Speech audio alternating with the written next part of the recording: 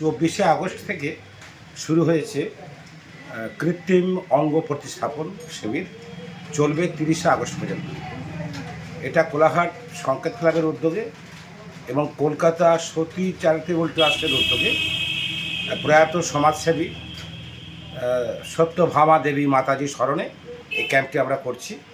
উল্লেখ্য বিষয় যে সারা রাজ্যের 16টি জেলা থেকে প্রায় 205 জন মানুষ এই শিবির থেকে উপকার পাবেন, যারা বিভিন্ন দুর্ঘটনায় বা বিভিন্ন কারণে একটা বা দুটো পা হারিয়েছেন, হাত হারিয়েছেন। এই ধরনের মানুষরা কৃত্রিম অঙ্গ প্রতিস্থাপন করে দেবো আমরা সম্পূর্ণ বিনামূল্যে।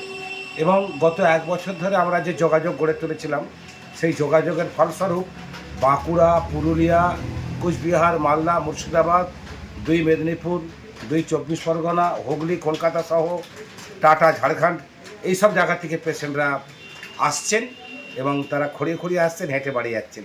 এটা আমাদের কাছে একটা পরপ্রাপ্তি।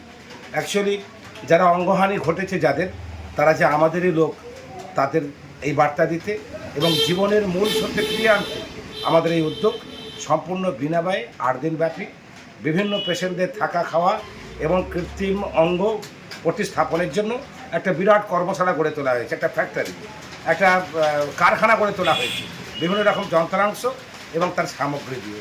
কোলাঘাট রাধা মাধব মন্দিরে আমরা সবাইকে আমন্ত্রণ জানাচ্ছি এটা দেখতে আসার জন্য। নমস্কার, আমি অসীম দাস, এই উদ্যোগী সংস্থা সংকেতের পক্ষে একজন। ফলো এবং সাবস্ক্রাইব করুন সত্য ও নিরপেক্ষ খবরের সাথে কোলাঘাট বার্তা।